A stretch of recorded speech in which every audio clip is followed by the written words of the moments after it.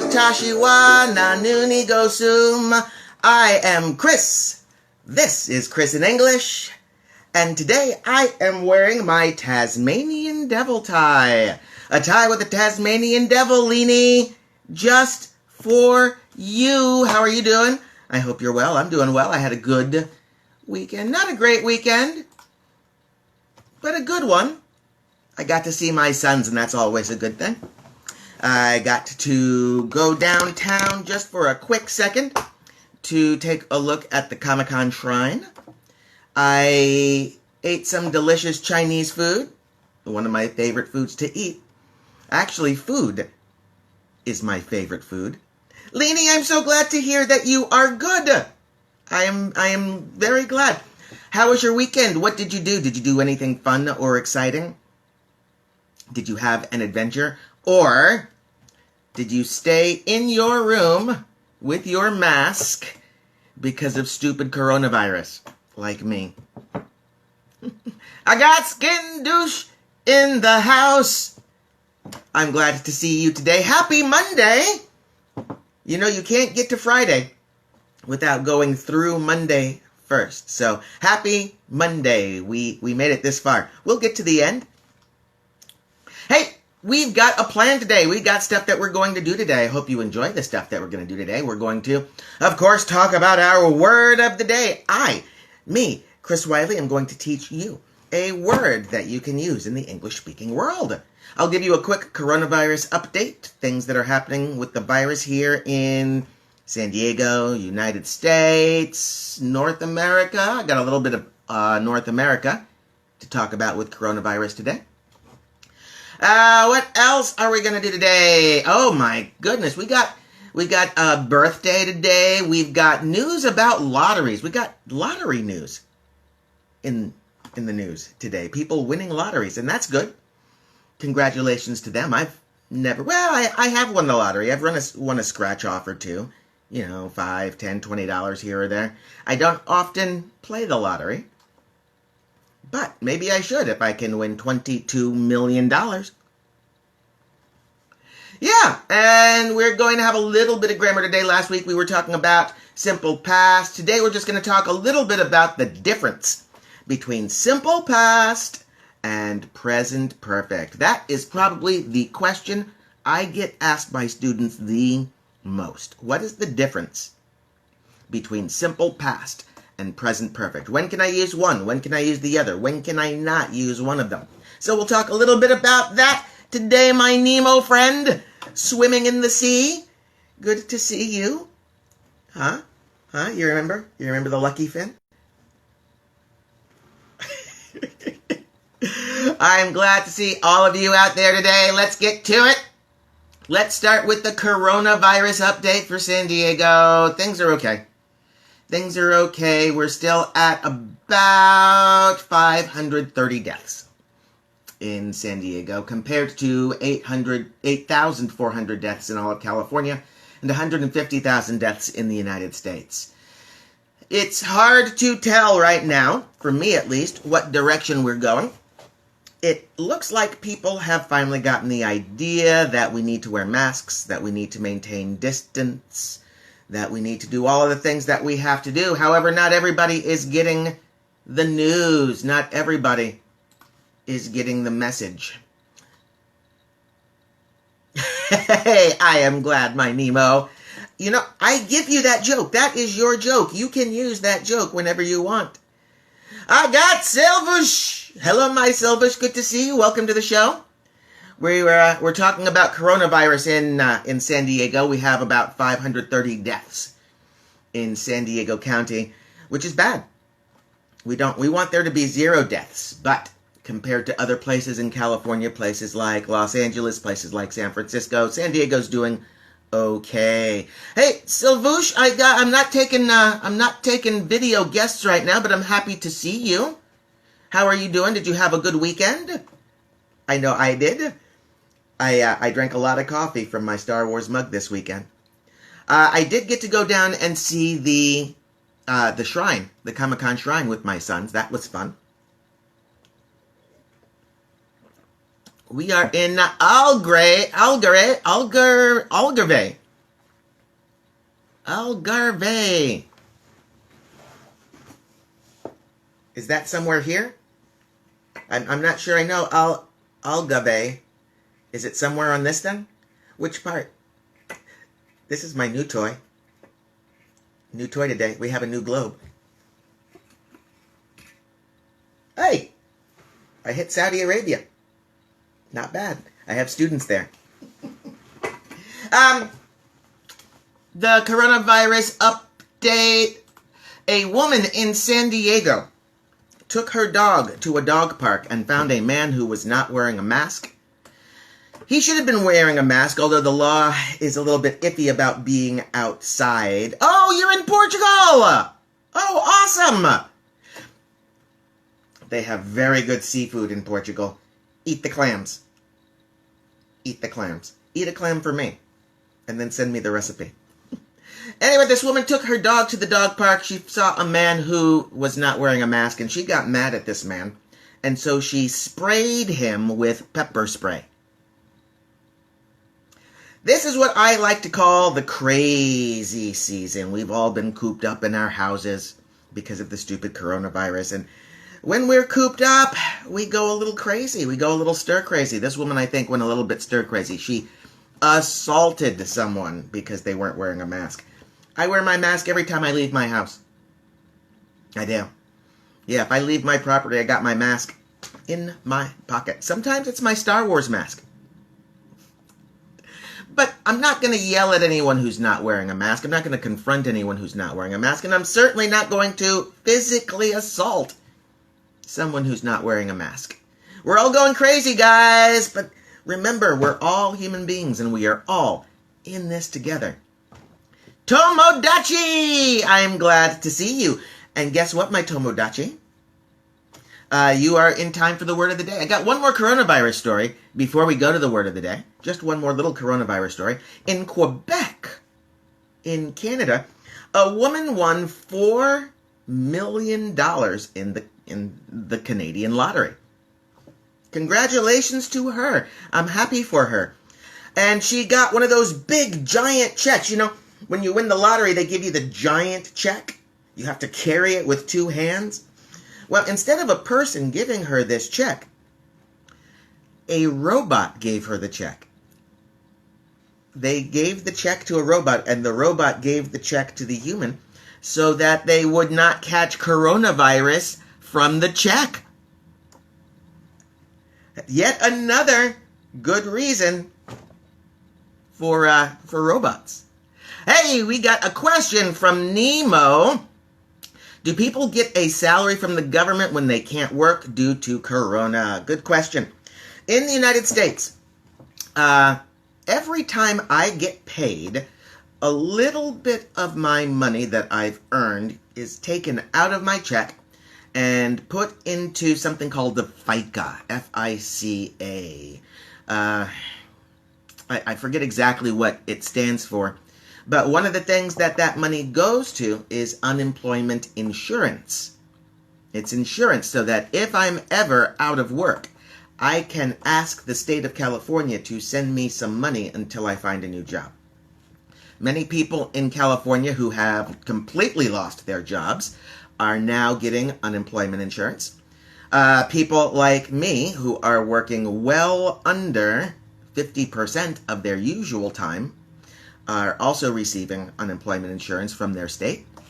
And the United States government, the federal government, the central government, added an additional $600 per week to everyone's unemployment insurance. The money you receive in unemployment is not really that much. It's about 40% of your expected pay.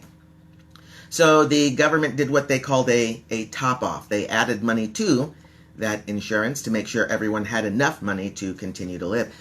Interestingly enough, Nemo, you're asking that question at the right time because this week that $600 extra expires federally, and the United States government is trying to figure out whether or not to extend it. I think they will. I think they have to. It might not be a full $600, but they will have to continue a top-up of some sort. I hope that answers your question, Nemo. I hope I didn't go too long with my answer. I know the details of American government aren't for everyone, although I like politics and governance. That's just me. You know what else I like? I like a word of the day. I like a word of the day. If you want to see the word of the day, you can visit the website, ChrisinEnglish.com, where you can see the word of the day every day.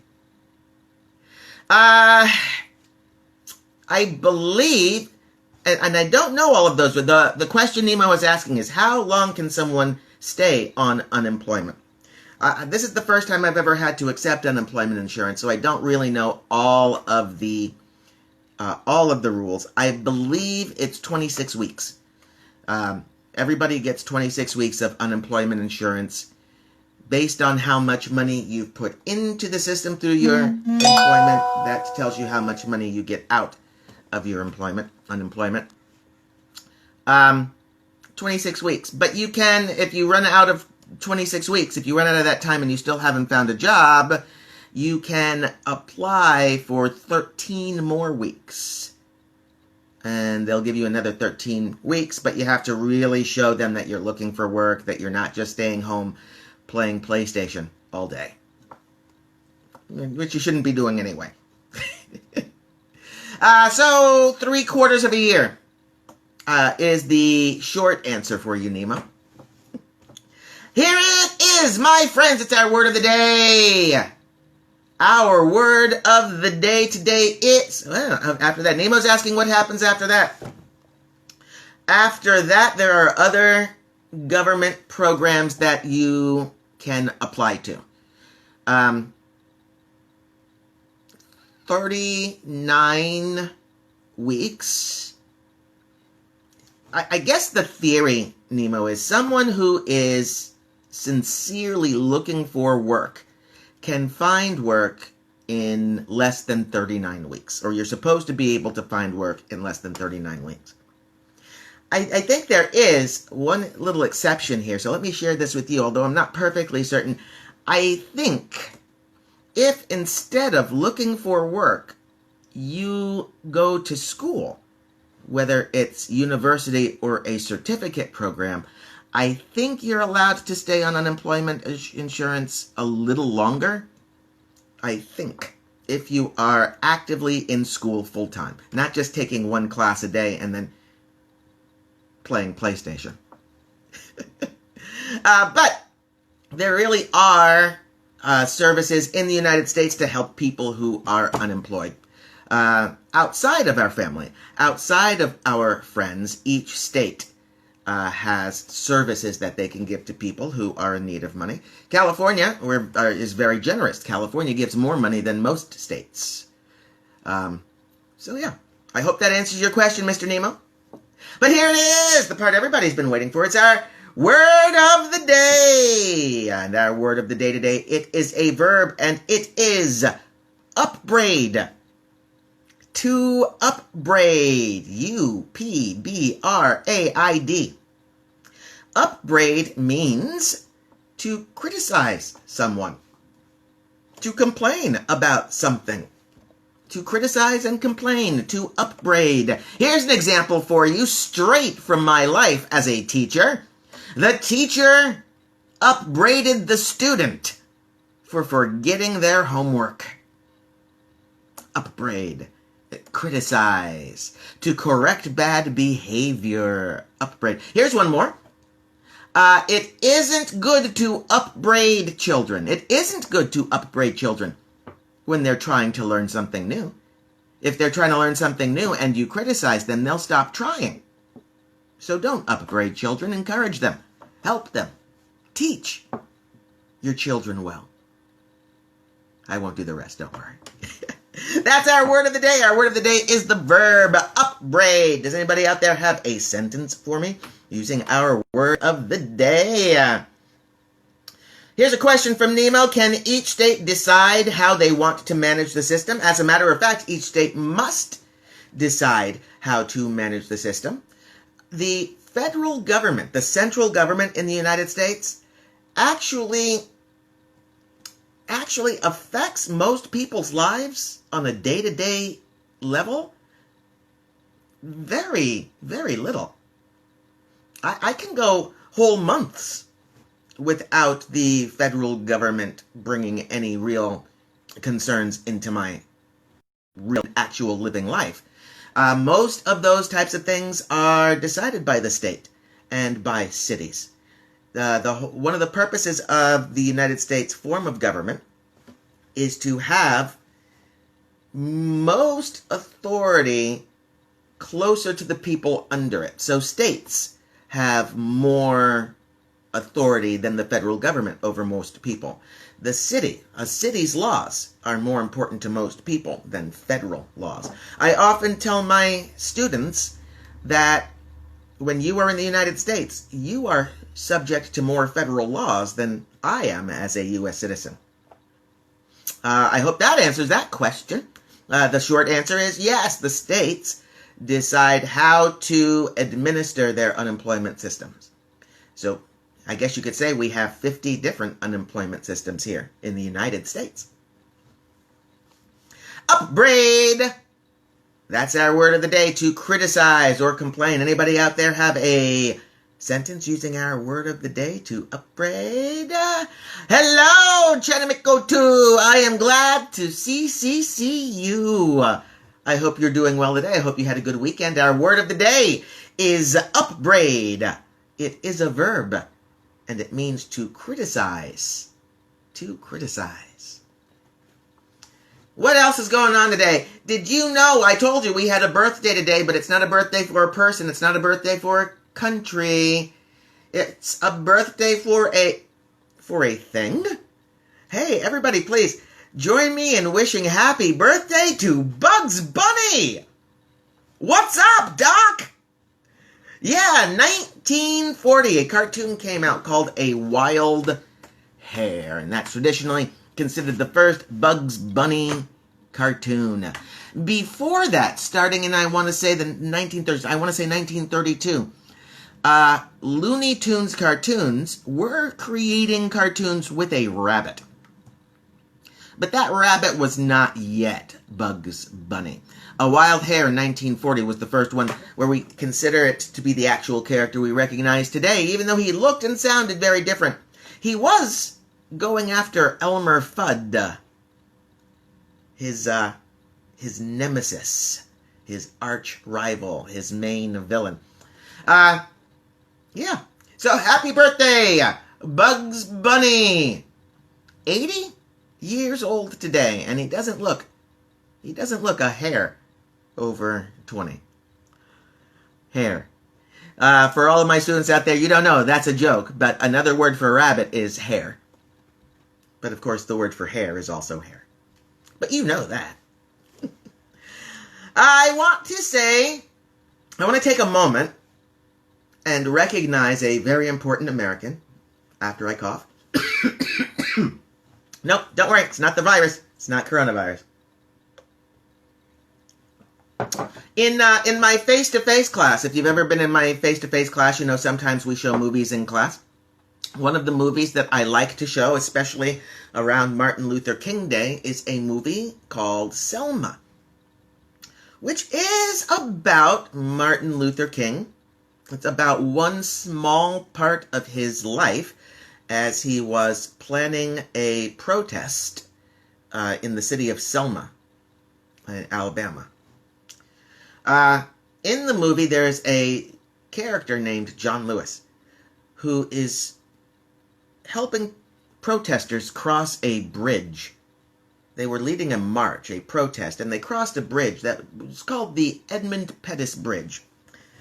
And as they crossed the bridge, the police assaulted them, attacked them, beat them with weapons, with clubs and sticks and stones, and it was a massacre. These peaceful protesters were assaulted by racist police officers. Well, John Lewis was one of the people who crossed that bridge. He was one of the people who came back and crossed it again later with Dr. King. Even though John Lewis was put in the hospital, even though he was severely injured, he came back because he thought he knew what he was doing was right. Last week, John Lewis passed. He later became a congressman in the United States government. He was a congressman for many years, for decades.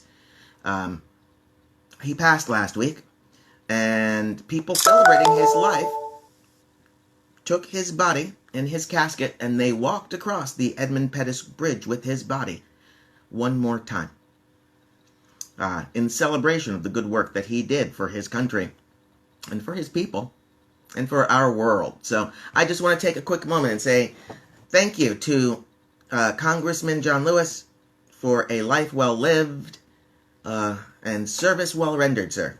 So thank you to you. I got another thing here. I promised you guys that we'd be talking about the lottery today.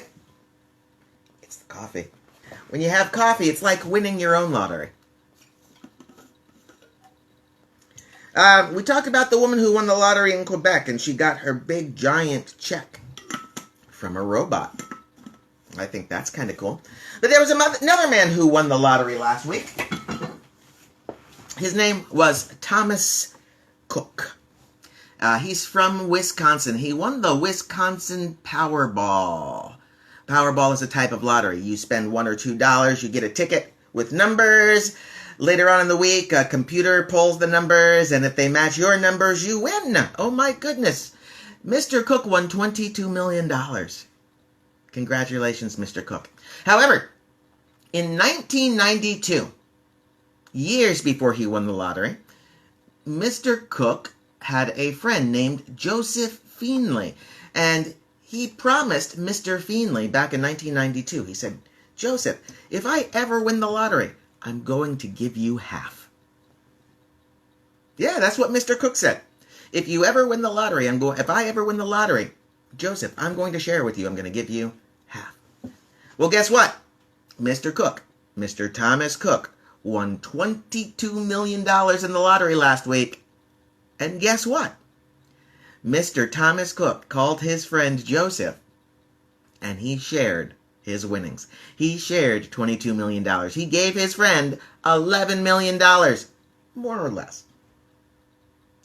They both probably ended up getting closer to $6 or $7 million after taxes and all of that fun stuff. But still, I'll take it. I'm not complaining, please. If someone has an extra $6 million that they're not using, I could probably figure out a way to use it myself. So, Mr. Thomas Cook, he wins the lottery. He wins $22 million. And he shares with his friend. I think that is a great story. I'd like to think that I would share my $22 million, and I probably would. I would definitely give away a lot of money if someone gave me $22 million. I would definitely give to some charities that I like. I would give a lot to my family. I would give some to my friends. I would probably use the bulk of it. Excuse me. I'm so sorry. I don't mean to cough on camera, but I had to cough. It's not coronavirus, though. Don't worry. I would start an English school. Would you come to my English school? If I had $22 million, I would buy an apartment, a small apartment near the ocean. I would make some rooms residence for students. I would make some rooms classrooms. And I would have an English school apartment building. People could come. You could come, you could visit, you could stay at the apartment, and you could just open the door, go to the next room. Boom, you're in your English class. Huh? You got all of your friends living right there around you? Huh? Huh? That's my $22 million. That's what I would do. Oh, I do lots of things with $22 million. Don't worry. But that would be one of the things that I think I would do. I think I would have a little English school boarding house. How about you? That is our question of the day, my friends. If you had $22 million, what would you do with it? Would you save it? Would you spend it? What would you spend it on? Would you give it away? Who would you give it to besides your teacher? Don't forget your teacher. $22 million. That's our question of the day. What would you do with all of that money? Leanie, I see you're still there, Leanie. What do you think? If you had $22 million, how would you spend it? Or would you? Maybe you'd save it. Maybe you'd burn it. Maybe you'd light it on fire in order to keep warm in the winter. I don't know. What would you do if you had $22 million? Let me know.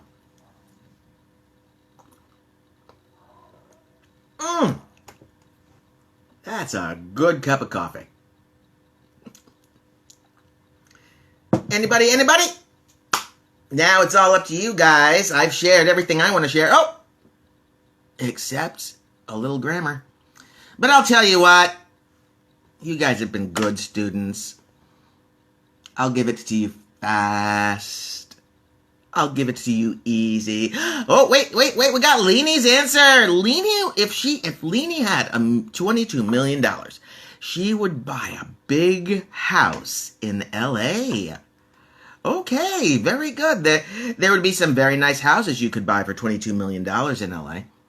You could get pretty much any house you wanted for $22 million. Yeah, a big house would be a good thing to buy. Yeah, you could come and visit me in California anytime you wanted. Doesn't that sound good?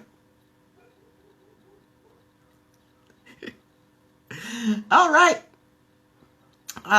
Anybody else out there who wants to spend $22 million with me? Well, if you think of an answer, if you decide that you want to tell me how you would spend $22 million, leave a message on my website, ChrisinEnglish.com. Send me an email, chris@ChrisinEnglish.com. Yeah, any way you want to do it. I want to hear from you. If you had $22 million, how would you spend it? All right, I guess that's it. I guess that's our day. I will look forward to seeing you guys tomorrow. I always look forward to spending time with you. Take a look later today. You're going to start seeing my weekly post. You'll see our blog. You'll see our recipe of the week. I think I even have a teacher lesson coming out on the website, so keep an eye out for all of our weekly posts. Until then, please remember you are a great class. My name is Chris. I love you all. Go away.